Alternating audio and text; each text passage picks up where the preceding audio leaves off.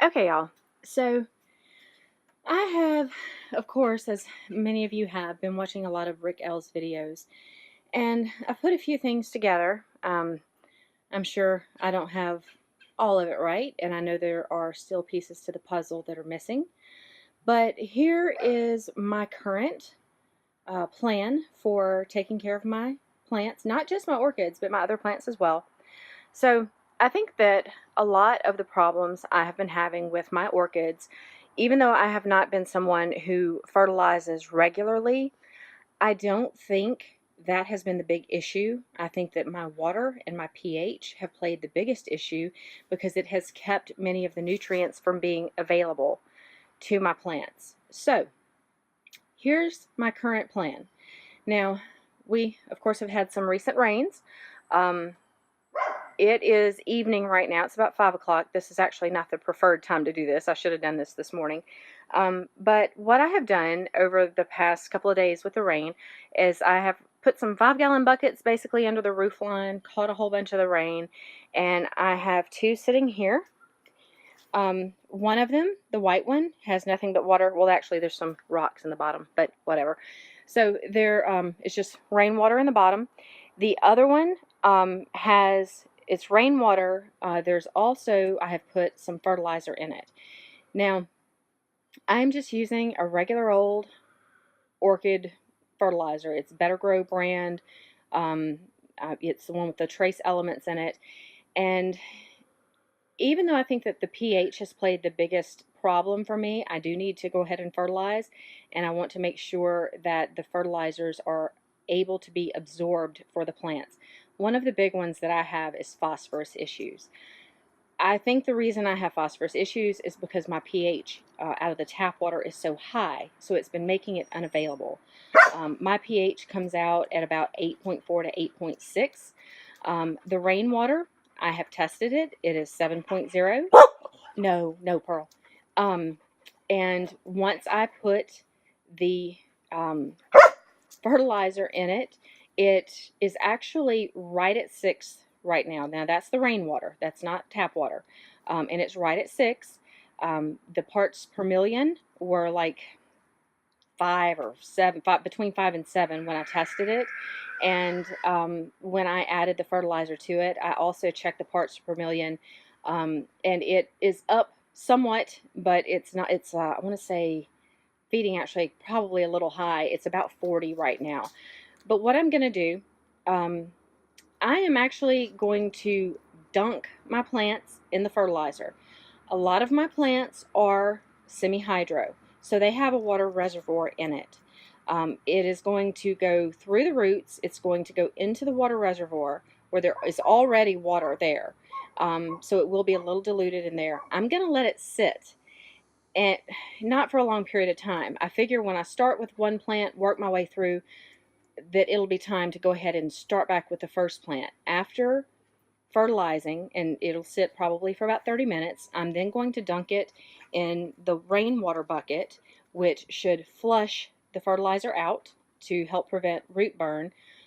Again, it will have been sitting in pH that is 6.0. And when I flush it, it will be with 7.0.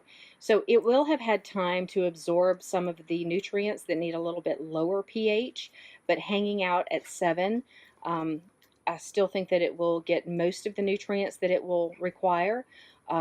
Periodically, I can flush with my tap water. Yes, I can put it in the buckets, let it sit overnight, so that way the chlorine has had time, the gases has had time to escape, but the pH is still going to be elevated. So those nutrients that need a little bit higher pH to be available to the plants, they will then have that. I do think that the nutrients will be in the velamen. I also, even though it's been flushed, and I do think that there will be some residual trace amounts in the reservoir, the water reservoirs, so that it will still be available. So when that higher pH hits it, it needs minute amounts. It doesn't need tremendous quantities, and I think that it will be available. Please don't drink that, Pearl. And I think that it will be available at that point for the plants. So I'm hoping that by doing just this, I can alleviate a lot of the nutrient deficiencies that my plants are having, but without having to spray them and water them and use different chemicals and all of these different elements. Get a good fertilizer that has all the elements available, and then by manipulating the pH, you make those available to the plant for use. All right, you don't need to watch this whole process. I'm going to do one, and then I'll do the rest of them and I'll come back.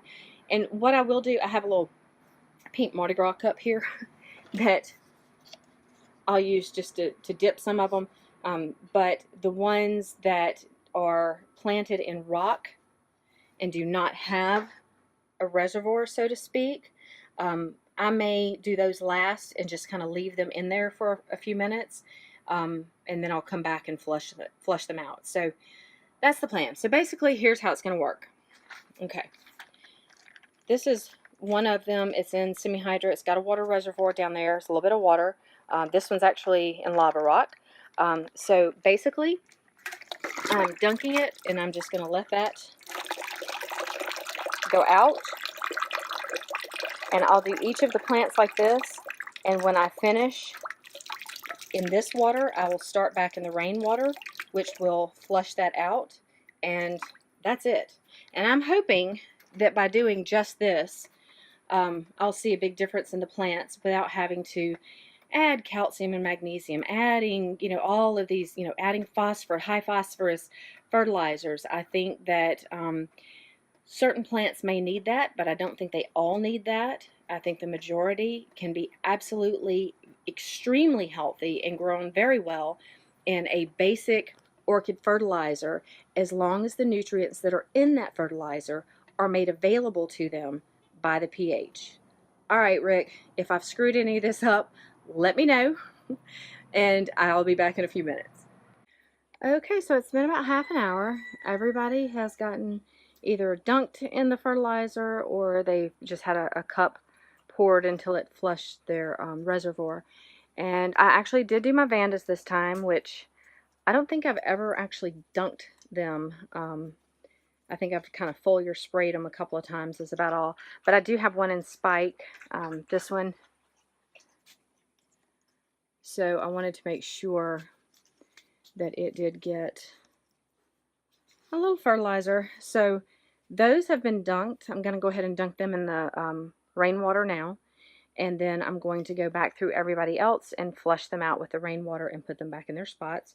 My larger leafy ones, I kind of down here, just because they're hard to get to. So I'll just set them down there, and I'll probably get everybody done in the next 20 minutes and call it a day. So I want to show y'all a couple of little things as I was doing this. I almost didn't get them on video. This one, let me see, I already washed one of them. But I have been finding something on the leaves, and I think it's frog poop. And I say that because there's been a little tree frog out here almost every night. I took a picture of him in one of the plants, and I'll try to post that with this. But what I've been doing when I have the frog poop is I'm just washing it off the leaf and down into the plant. Because what happens in its natural environment? That is one of the sources of their nutrients. I think that is probably the best source of their nutrients. I see little aphids crawling around on this, so probably a neem treatment is in the future, but only if I start to see damage. Now, I did find a couple of kind of cool things. So if y'all have watched many of my videos, especially the ones about my vandas, if I can get this one over here, and I showed you that there was one in spike, the one hanging up. Well, you know the one with all these beautiful aerial roots that has, basically I rotted all of the roots out of it because I put it in rock. And so I put it in the rock and all of the roots had rotted away. So I had all these beautiful aerial roots, which is when I knew that I was in some trouble. But I've just been sticking with it. It's out here. I'm watering it. It's getting rained on. It's got some good new growth. Well, part of that leaf got eaten, but it's got some new growth. You can tell where it's been growing. So that was encouraging. I've been trying to ignore it and leave it alone and just, whatever, treat it no different, and it would either adapt or it wouldn't.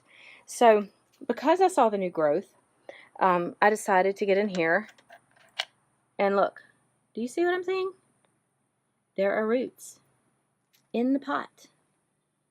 So it seems to be recovering and adapting pretty nicely because I also have a spike. So, wow. I'm really, really excited about that. So I have two vandas and spike, both of whom, if you had asked me, I would swear that I was trying to kill them. But this one does still have the nice aerial roots, and I was really, really surprised when I saw the leaf growth. I decided to look closer, and that's when I saw the new roots going on in there.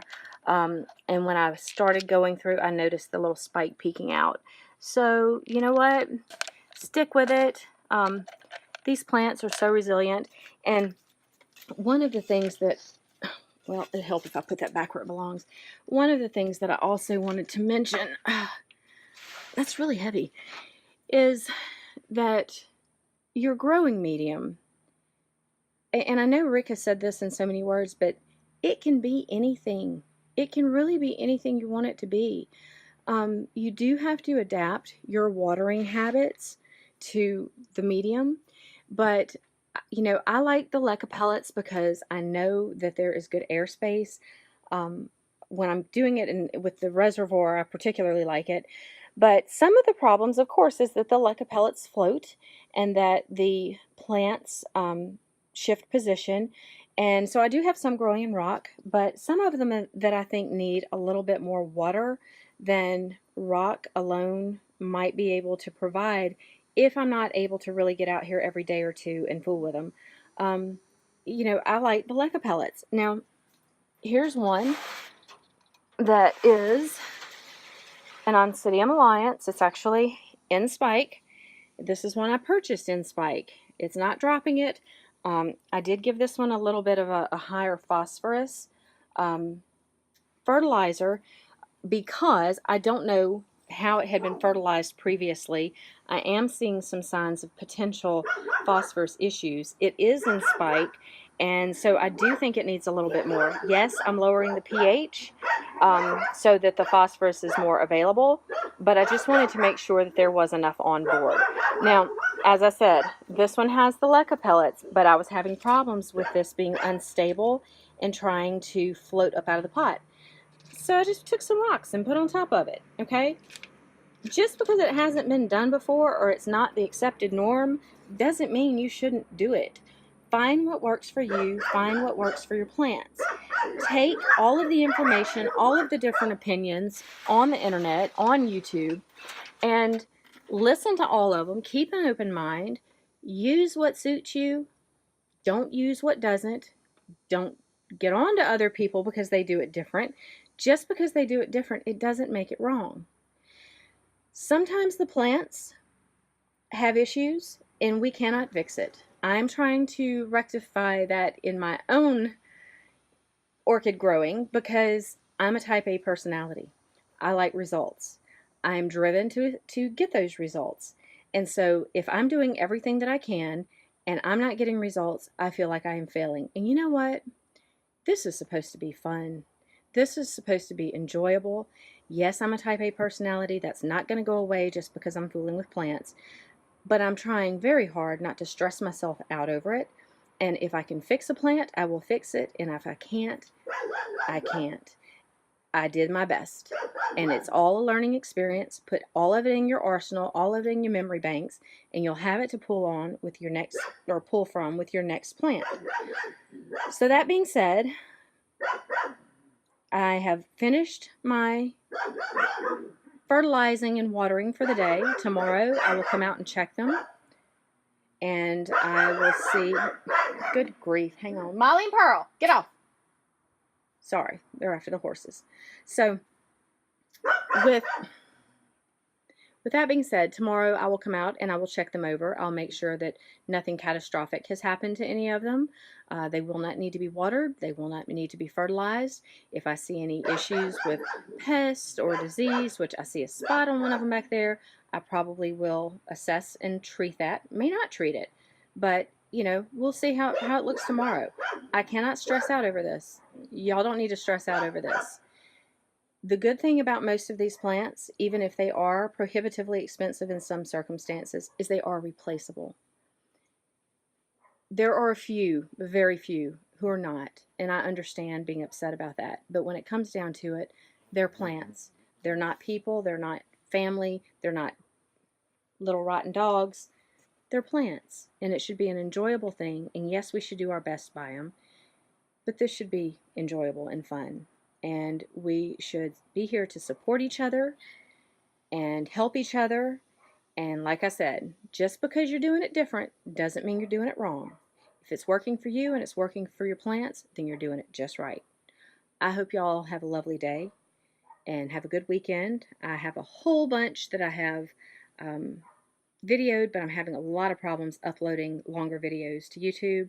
I've been trying to get one to go up since yesterday, so if I get a good window and can get them up, several should pop up at once. But anyway, thanks for tuning in, and see y'all later.